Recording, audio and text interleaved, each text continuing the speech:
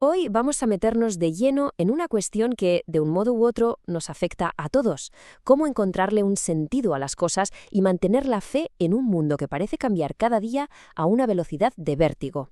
Vamos a explorar esta transición tan profunda basándonos en las reflexiones de Gerardo Daniel Ramos. Muy bien, pues vamos al lío. Estamos viviendo una transición de una magnitud como pocas veces se ha visto. Pero ojo, a diferencia de otras épocas, este cambio no viene de fuera, no es una invasión ni una catástrofe natural, no, nace desde dentro de la propia humanidad. La globalización, la tecnología, todo, absolutamente todo, nos está empujando hacia una realidad completamente nueva. Y esto, claro, nos lleva a una sensación que seguro que es familiar, ¿a que sí? ¿Verdad que a veces parece imposible seguirle el ritmo a todo?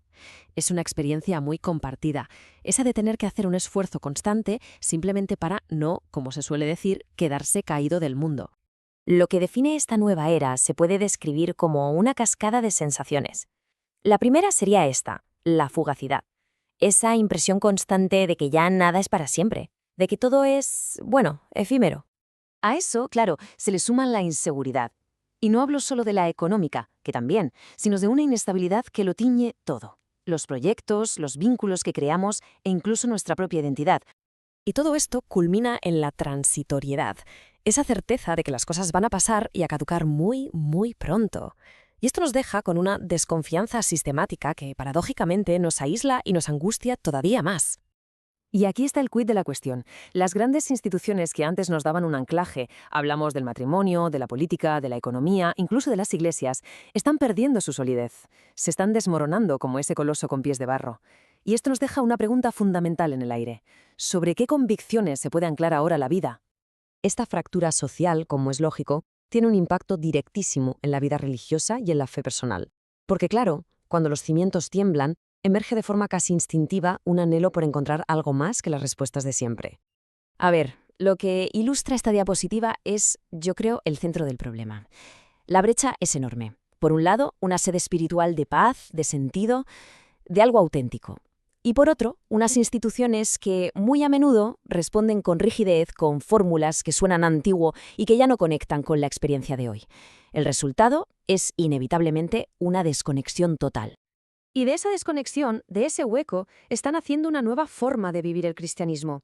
Es mucho más personal, casi a la carta. Se valora la experiencia directa, la lectura orante de la Biblia, los grupos pequeños e informales. Es un cristianismo, si se quiere, más místico y mucho menos jerárquico, que se escapa al control tradicional.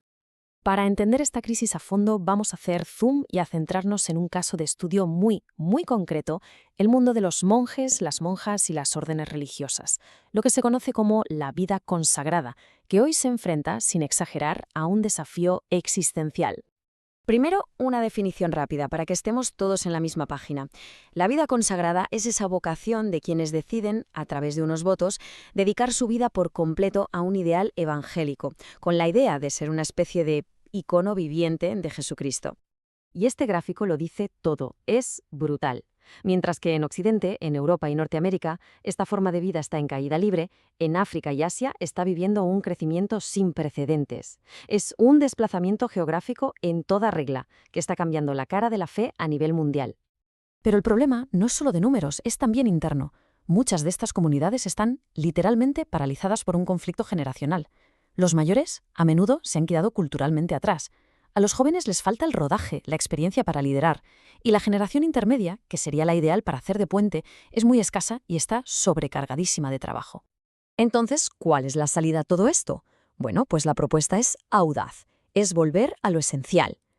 Pero cuidado, esto no significa volver al pasado, para nada. Significa ir más allá, replanteando de forma radical los mismísimos pilares de esta vocación, sus votos fundacionales. Empecemos por la pobreza. Aquí la clave es darle una vuelta de tuerca al concepto. No se trata tanto de no tener cosas, de una simple carencia, sino de una nueva forma de percibir la realidad. Ser pobre es ser capaz de desapropiarse para ver el mundo no como algo que hay que poseer, sino como un regalo que se recibe y se agradece. Pasemos a la castidad.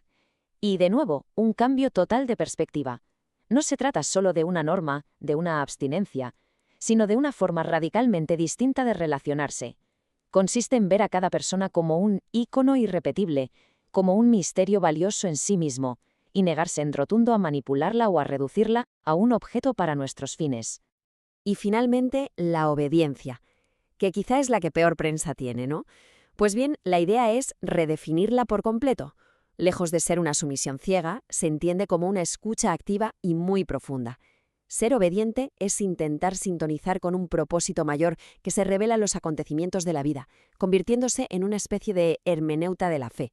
Claro, si se transforman los pilares de la persona, por fuerza tiene que saltar por los aires la idea tradicional de comunidad. Vamos a ver cómo sus horizontes se expanden mucho más allá de los muros físicos de un convento o un monasterio. Es que la comunidad ya no puede ser simplemente la gente que vive bajo el mismo techo. Se está pasando de algo formal y geográfico a algo afectivo y relacional. Los vínculos ya no se basan tanto en la obligación de las reglas, sino en la elección libre de compartir unos ideales y unos proyectos comunes. Eso sí, para que estas nuevas comunidades mucho más flexibles funcionen, hacen falta dos ingredientes que son absolutamente clave. Primero, proyectos que den vida, que unan a la gente en torno a algo. Y segundo, y no menos importante, una gran dosis de madurez afectiva, una cordialidad que permita crear vínculos auténticos y no meramente jurídicos. Y con esto llegamos al final de este análisis. La crisis de la vida consagrada, en el fondo, funciona como un espejo de nuestra propia crisis social. Nos obliga a plantearnos una cuestión fundamental. Cuando todo lo sólido se desvanece, cuando ese coloso con pies de barro se viene abajo, ¿a qué nos aferramos? Y la pregunta que queda flotando en el aire es para todos. ¿Qué es entonces lo verdaderamente esencial en la propia vida?